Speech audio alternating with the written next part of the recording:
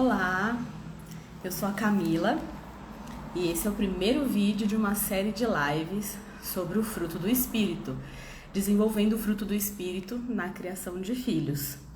Se você está vendo esse vídeo pelo Instagram, aqui eu vou deixar uma aba para você encontrar todos os vídeos da série. E se você está vendo pelo YouTube, vai ter também uma playlist e vou deixar também tudo na descrição dos vídeos, tá bom? Se vocês tiverem alguma dúvida, manda aqui no chat ou coloca também na caixinha aqui embaixo que a gente vai respondendo, tá? Então hoje a gente vai começar uma série de lives, né? Um estudo sobre o fruto do Espírito. No final do vídeo, né, no final da live eu vou conversar com vocês um pouco sobre como vai funcionar, mas eu quero começar falando um pouco sobre o fruto do Espírito, o que é, como buscar, por que estudar sobre isso, né? E um dos motivos, para a gente começar então, antes de tudo, né, eu quero ler com vocês o versículo tema, tá? O versículo tema é: mas o fruto do Espírito é amor, alegria, paz, paciência, amabilidade, bondade, fidelidade, mansidão e domínio próprio. Contra essas coisas não há lei. Gálatas 5, 22 e 23, e eu li na versão NVI. Tá? Então, antes da gente entrar no fruto do Espírito, propriamente dito, é importante a gente entender, né? O fruto do Espírito está localizado no livro de Gálatas, e eu queria conversar com vocês um pouco sobre esse livro, né? Entender por que isso foi escrito antes da gente entrar propriamente dito, né? Então, o livro de Gálatas é possivelmente a primeira carta de Paulo a ser escrita no Novo Testamento. Então, talvez o primeiro documento até do Novo Testamento, alguns estudiosos dizem, mas a gente não tem como confirmar essas coisas. E essa carta de Paulo aos Gálatas é praticamente uma carta sobre o que é o Evangelho, né? O que é o verdadeiro Evangelho. É um alerta de Paulo aos Gálatas contra os falsos mestres, né? Com as falsas doutrinas, e esclarecer o que é o Evangelho e qual é o impacto dele na nossa vida. Uma vez que eu aceitei a Jesus, isso muda a minha vida em quê? Né? O que é esse aceitar Jesus, enfim. Então, Paulo ele explica tudo sobre isso. Então, começando assim, Jesus veio para salvar a todos, não veio para salvar alguns, né? Porém, o cristianismo começou com os judeus, e os judeus começaram a querer implementar costumes judeus nas pessoas que se convertiam a Cristo, né? Inclusive, essa discussão do tem que circuncidar, não tem... Isso é falado em Gálatas, mas houve um concílio em Jerusalém, né, no início da igreja, para decidir essas questões. Esse concílio está em Atos, se eu não me engano, capítulo 15, né, o concílio de Jerusalém, definindo como que a pessoa encontra Jesus, como que a pessoa pode ser salva, que é mediante a fé, né? Não é se ela se circuncidar, se ela segue costumes judaizantes, se ela guarda o sábado, é a fé em Jesus, né, que traz a salvação. E aí, por conta dessa divergência de opiniões, das pessoas às vezes confusas, não sabe se vai, se não vai nesses costumes, então Paulo escreveu essa carta para orientar essas pessoas, né, do que é realmente o Evangelho.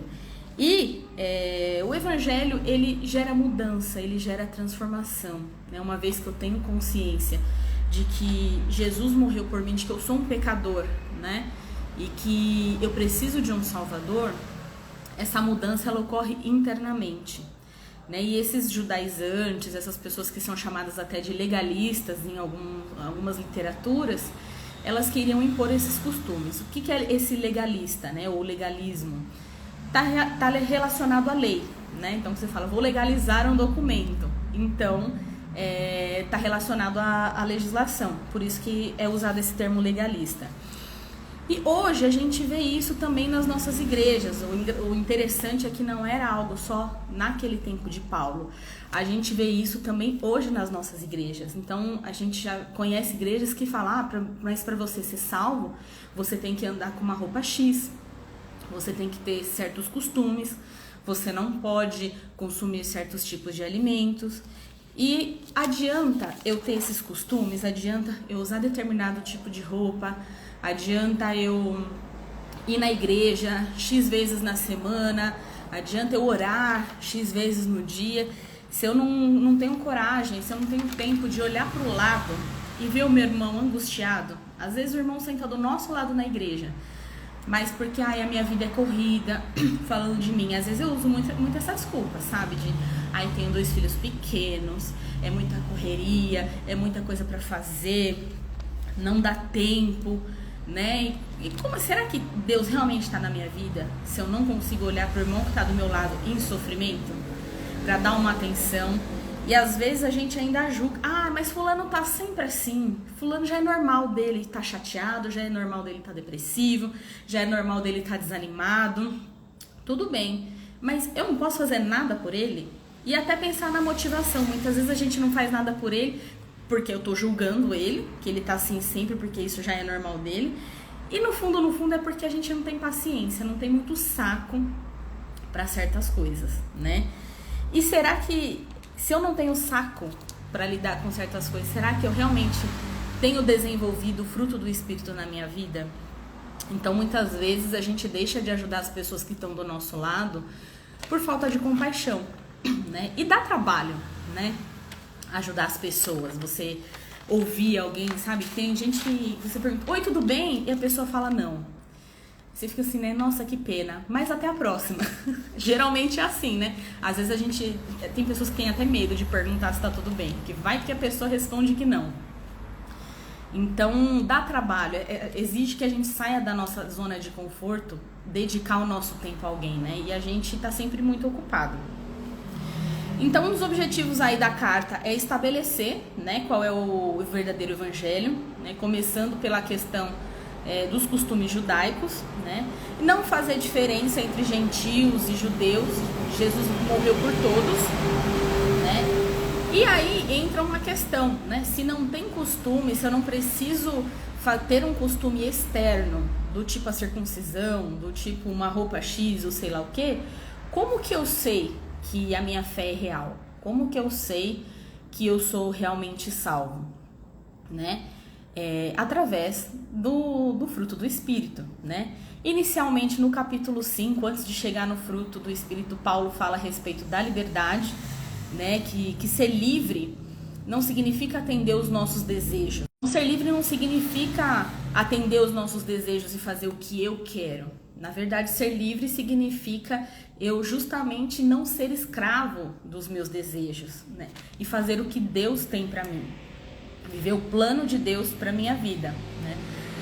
Incluindo, só que às vezes essa questão dos desejos, né, do ser escravos, eu vou entrar nesse assunto daqui a pouco. Muitas vezes a gente acaba fazendo isso até com coisas boas, né, transformando coisas boas em coisas ruins.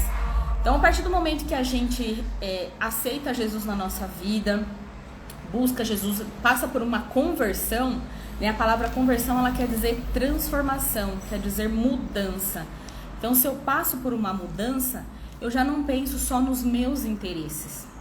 Eu penso também no meu irmão, no próximo. Até porque o resumo da lei é amar a Deus e amar ao próximo. Então, eu paro de pensar só em mim, só nas minhas necessidades, para dedicar um pouco de tempo também aos meus irmãos, né? Para servir uns aos outros, né? O amor nos impede de atender aos nossos desejos egoístas, né? Então, é isso que quer dizer quando ele fala também lá em Gálatas 5, que a gente deve andar no Espírito, né? Andar no Espírito, andar guiado pelo Espírito Santo, né? Que o Espírito Santo guiando a nossa vida, guiando nossas emoções, né? E andar pelo Espírito, né? Sair da zona de conforto, exige uma renúncia diariamente. Porque se alguém me irrita, minha vontade é dar um soco na cara da pessoa. Mas eu não faço isso. Porque eu sou uma pessoa que foi regenerada por Jesus. Todo mundo já passou por isso, com vontade de dar um soco na cara de alguém. Então, por que a gente não faz isso? Porque eu sou uma pessoa regenerada e eu vou pensar que aquela pessoa tem dificuldades assim como eu. Assim como aquela pessoa não é perfeita, eu também não sou, né? Então, a gente vive, na verdade, uma luta diária, né? É uma batalha interna todos os dias que a gente vive. que é essa batalha entre a carne e o espírito, né? E é isso que a gente tem que pensar. Qual dessas duas naturezas que a gente vai abrir mão? O que a gente tem alimentado, né? A gente tem alimentado o nosso espírito, lendo a Bíblia, ouvindo palavra de Deus, ou eu tô só ouvindo fofoca, tô só ouvindo notícias negativas. A gente tá no meio de uma guerra. É claro que é importante a gente se manter informado, se manter atualizado, mas orar por essas pessoas também. Mas se a gente consome só notícia de guerra, só tristeza, só tragédia, a gente vai ficando mal também. A gente precisa alimentar o nosso espírito. Inclusive, isso é um dos assuntos que a gente vai abordar aqui ao longo das lives, que é justamente isso: como ter paz, como ter alegria, como ter domínio próprio, como ter disposição num momento como desse, como viver um momento como esse de guerras, né? Ficar alegre no meio de uma guerra, é possível isso, né? Então, através do fruto, desenvolvendo o fruto do Espírito, a gente pode começar a pensar um pouco sobre isso, né? Então, quando a Bíblia fala da carne, dessa luta carne e espírito, quando fala carne, não é o aspecto físico, né, do corpo humano. É essa natureza que a gente tem, essa natureza pecaminosa, né? Uma natureza além do corpo físico, mas dos nossos pensamentos, referente às nossas vontades, nossos desejos, nossos sentimentos. Tudo isso muitas vezes são pecaminosos. E na nossa cultura hoje é comum as pessoas falarem assim sobre crianças, por exemplo, que é um assunto que eu tenho lidado bastante por conta dos meus filhos, é que assim, as crianças são seres inocentes, elas não têm maldade. E não, as crianças não são seres inocentes, elas têm maldade sim.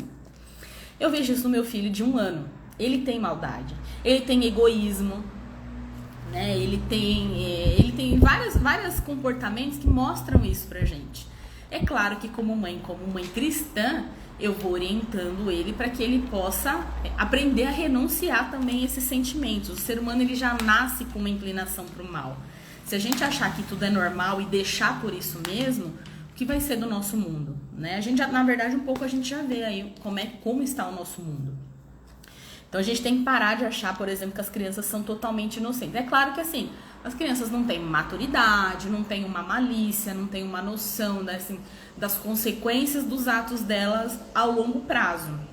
Mas as crianças já têm uma inclinação para o mal, né? Vai numa escola de criança de 7 anos, numa sala de criança de 7 anos, só tem criança ruim. Então, essa questão da carne vai além do corpo físico, vai justamente sobre tudo isso, né? E nós vivemos nessa luta constante, né, do velho homem lutando contra a nova criatura, né, que nasce aí a partir do novo nascimento.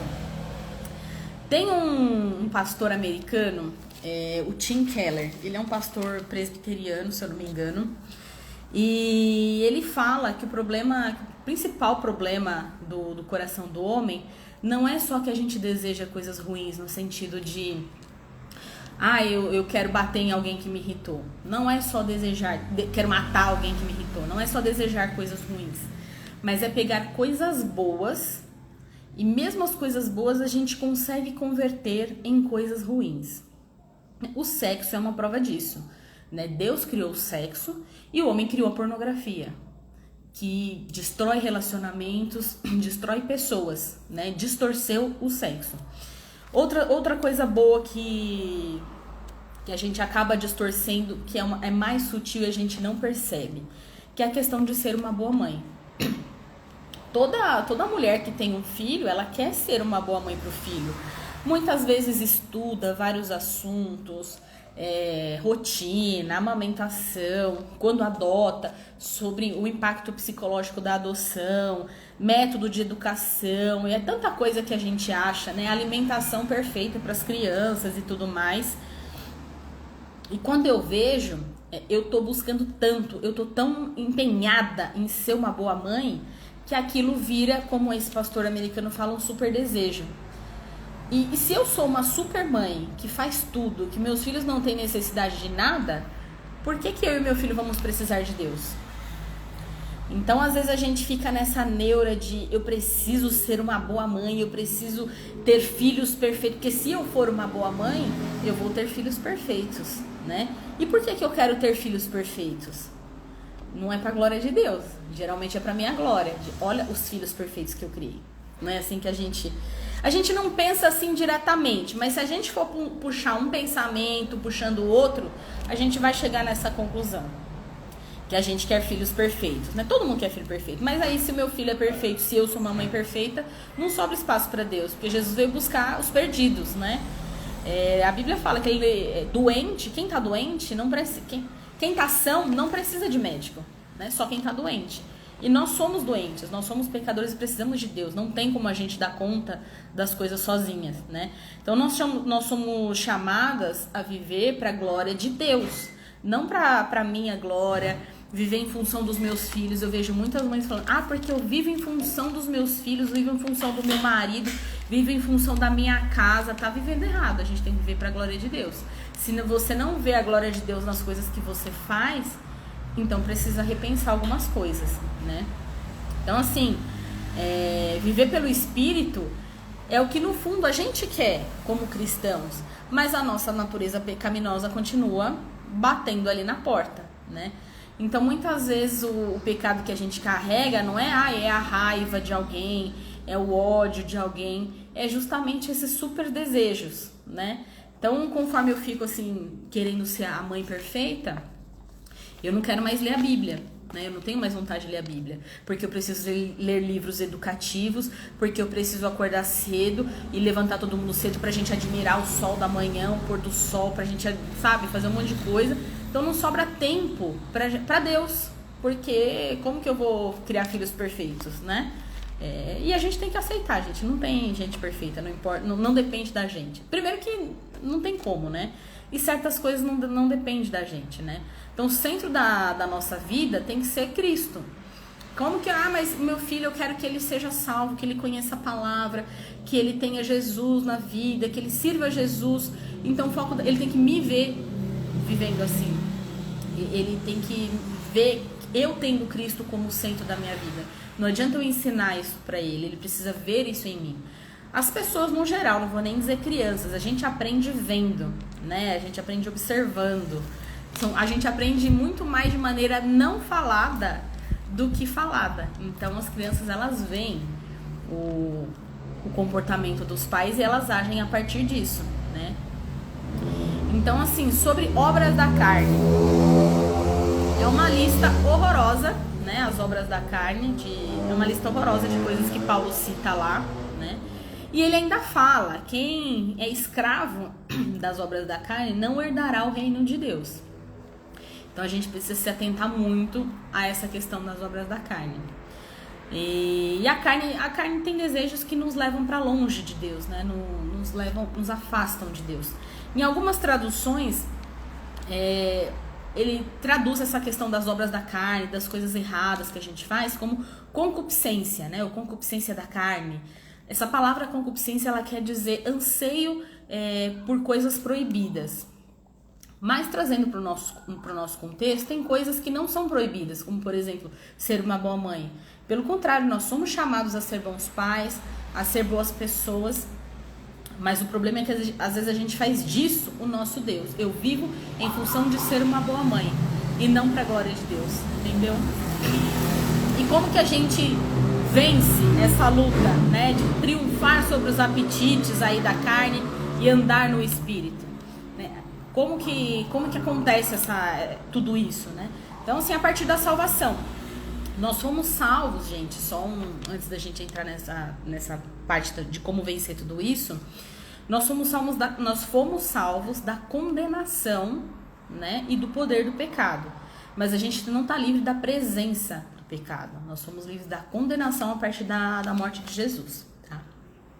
E falando um pouco aí de nomenclatura, chama obra da carne, né? Porque a obra é um resultado do meu trabalho, né? Eu fiz aquela obra, é algo que eu fiz geralmente para mim mesmo, para minha apreciação. Tem um fundo egoísta, né? Então por isso que ela tem esse nome de obra. E o fruto é algo que não depende de nós, né? O fruto ele tem origem sobrenatural e ele é produzido por alguém além de mim. No caso, o fruto do Espírito produzido por Deus, né? Então, o Espírito Santo, quando a gente se converte, então quando a gente muda de vida, quando a gente se transforma, o Espírito Santo é quem nos santifica. Então, ele que pode se opor e subjugar a carne e nos ajudar, nos capacitar a cumprir a lei, né? Amar a Deus e amar ao próximo, para que sejamos livres do domínio do pecado, né? Para que a gente esteja ali perto do pecado. Então, assim, andar no Espírito e viver no Espírito praticamente é o objetivo do cristão, né? Uma vez que a gente se converte, nosso objetivo de vida passa a ser esse. Então, sobre o fruto do Espírito, antes da gente entrar em alguns aspectos, o fruto ele é singular, ele é um fruto que tem 9 características. Algumas pessoas ilustram, né, esse fruto como uma mexerica com vários gomos. Foi até essa imagem que eu usei para fazer o bannerzinho, né, uma mexerica com vários gomos, porque é um fruto, né? Então, por exemplo, uma mesma árvore não dá vários frutos, ela dá um fruto só, cada árvore dá um fruto. Então, por isso que é o fruto, é individual. O crescimento do fruto, ele é inevitável. Uma vez que tem vida, que jogou uma semente, tem vida, ele vai aparecer. A diferença é que tipo de fruto que vai aparecer na sua vida. Se é um fruto do Espírito, né, ou não. Se é fruto do Espírito, ele vai crescer. É só dar tempo ao tempo que ele vai aparecer, né? E ele também é chamado de fruto, né, porque tem raízes internas, né? Então, ele transforma a gente de dentro para fora. Por isso que eu falei antes a respeito da liberdade, que assim, quando a gente se converte, não é, eu tenho que usar um cabelo X, eu tenho que ter um comportamento X, não são coisas externas que demonstram a minha transformação, a minha conversão em Jesus. São mudanças internas, mudança de pensamento, de vontades, de opiniões, de posicionamento, né, que nos mostram que realmente houve uma transformação. Esse ponto eu achei o mais interessante, que assim, o crescimento do fruto do Espírito, né, o crescimento do cristão, ele é simétrico. Então não existe, assim, o fruto do Espírito Paulo descreve em 9 partes, né, com 9 aspectos. Então assim, a gente naturalmente pode ter mais facilidade em algum aspecto. Tem pessoas que realmente são mais pacientes, tem pessoas que são realmente mais amáveis, tem pessoas que transmitem mesmo uma paz, mas não cresce sozinho, só um aspecto. A pessoa que busca parecer com Jesus, que é um verdadeiro cristão, ele cresce nos 9 aspectos por igual, tá? Um exemplo disso, eu já ouvi muito isso, assim. Tem gente que é super pavio curto, pessoa irritada que você não pode falar nada pra pessoa, que ela já vira gritando, já se irrita, já, sabe, levanta, vai embora. Mas é uma pessoa super gente boa, que se você precisar de ajuda, se você precisar de algum tipo de apoio, nossa, uma cesta básica, uma carona, a pessoa é super prestativa, mas é super pavio curto. Essa pessoa não desenvolveu ainda uma maturidade espiritual, né? Então, por isso que cresce o fruto em todos os aspectos por igual. Ainda tem gente que fala assim, esse pessoal do pavio curto, mas eu nasci assim, eu sempre fui assim. Tem a famosa síndrome de Gabriela, né? Que eu nasci assim, eu cresci assim e vou morrer assim. Porém, Jesus nos chama a nascer de novo. Então essa conversa de eu nasci assim, eu não vou mudar, não é uma conversa de uma pessoa que busca desenvolver o fruto do Espírito, né? Uma pessoa que busca isso nasce de novo. E se eu tenho essa dificuldade, não promovo mudança na minha vida, no meu pensamento, se não tem transformação, é importante buscar ajuda, conversar com a liderança da igreja, buscar um discipulado na igreja, né? Então, rever aí a questão da vida devocional, conversar mais com Deus em oração, mas principalmente conversar com alguém na igreja, porque ninguém se desenvolve sozinho, né? Então, outra coisa que é importante a gente pensar a respeito dessas coisas é que, assim, 1 João 4,20, ele fala assim, que se alguém afirmar que ama a Deus, mas odeia o seu irmão, essa pessoa é mentirosa. A Bíblia não fala que a pessoa que ama a Deus e não ama o irmão é desequilibrada, ela tem mais amor e tem menos mansidão. É mentiroso. Então, ou você é ou você não é. Não tem essa de, eu sou gente boa, mas eu sou pavio curto. Não tenho domínio próprio. Não tenho mansidão. Não tem essa. Então, assim, o verdadeiro cristão, ele busca esse crescimento por inteiro. Não tem meio termo. Gente, eu apanhei tanto quando eu li isso. Porque eu sou dessas, assim, acho que eu sou super legal, mas não mexe comigo, não me enche o saco. Mas é importante a gente pensar sobre isso, né? Que é uma forma da gente amadurecer, é a única forma de desenvolver todos os aspectos do fruto do Espírito, né? Então, assim, essa questão da simetria, de desenvolver todos os aspectos do fruto do Espírito, traz uma reflexão pra gente, né? Que o fruto do Espírito, a reflexão é que a gente precisa fazer parte de uma igreja, né? Então eu já escutei gente falando assim, mas eu não vou na igreja, porque lá tem muita gente falsa, muita gente que não presta. E só que é na igreja que a gente amadurece, é no relacionamento que a gente amadurece. E se eu não vou numa igreja porque eu não presto, eu também não presto, então não vai ter igreja pra mim. Né? A igreja é de pessoas que não prestam, então não tem como achar uma igreja só de pessoas que prestam. Então o fruto do Espírito, ele se desenvolve nos relacionamentos. Se o resumo da lei é amar a Deus e amar o próximo, o fruto do Espírito não é para eu fazer comigo, não é para eu amar a mim mesmo, não é para eu promover bondade para mim mesma, não é para eu promover paz a mim mesma, ter paciência comigo mesma.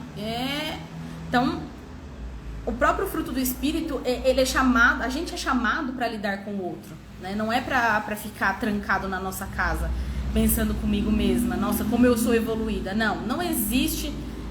Meu pai falou isso pra mim esses dias, não existe desenvolvimento sem envolvimento, né? E o pior ainda, o fruto do Espírito, ele se desenvolve não só nas relações, mas nas relações imperfeitas. Porque se eu achar uma pessoa que pensa como eu, que fala como eu, que age como eu, não vai ser difícil amar essa pessoa. E não vai ser nem a questão de amor. É conveniente, pra mim, é mais fácil lidar com uma pessoa que pensa como eu do que uma pessoa diferente. E Jesus nos chama a amar os nossos inimigos. Imagina o nosso irmão da igreja que nem é o nosso inimigo. A gente tem que amar demais, gente. Então o fruto do Espírito se desenvolve na relação imperfeita. Então, como que eu vou ter paciência com uma pessoa que faz tudo do jeito que eu quero? Você não vai exercer a paciência. A paciência vai vir numa pessoa que te irrita.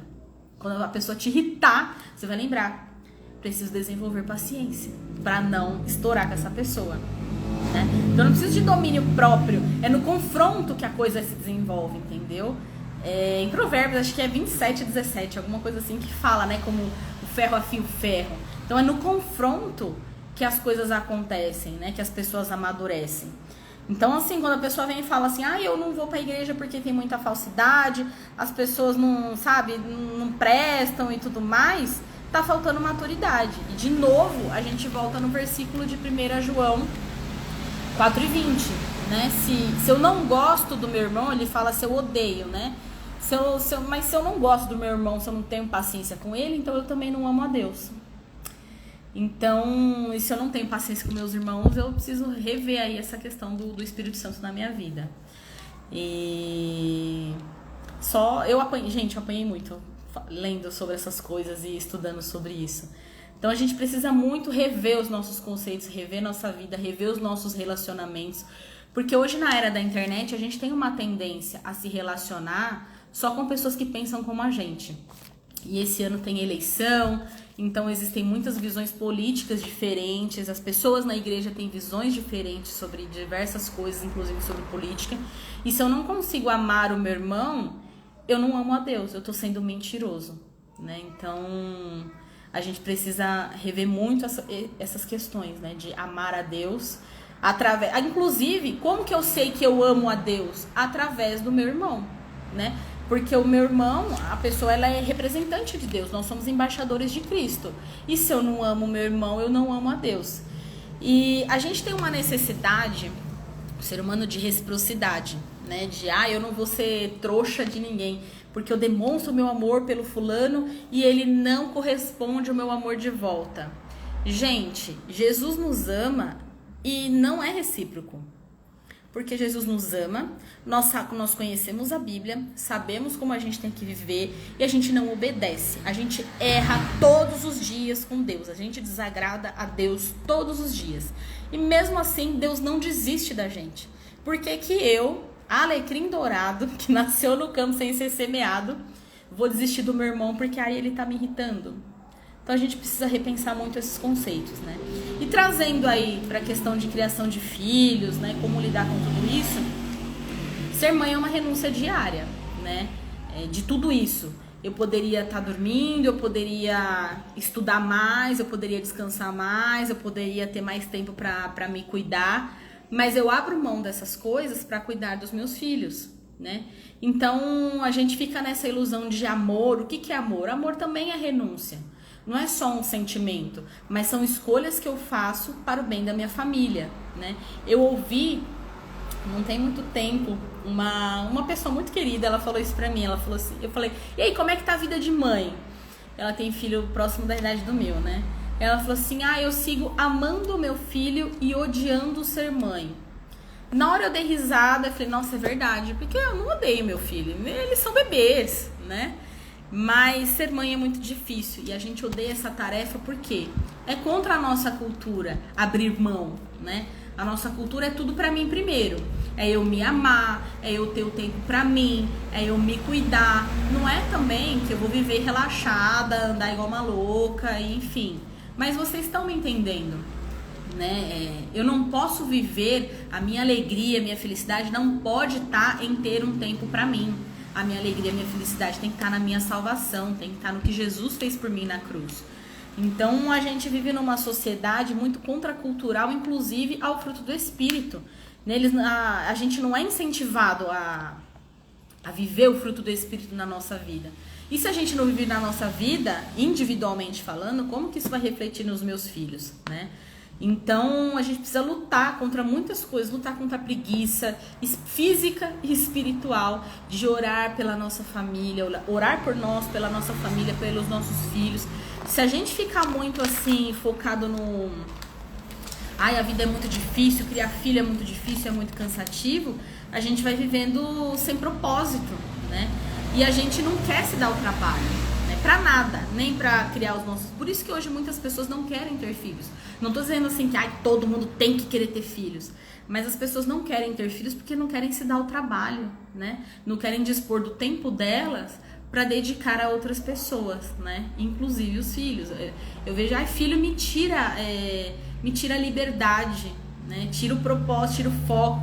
Nosso foco tem que ser sempre Deus, se a gente tem filho ou não, né?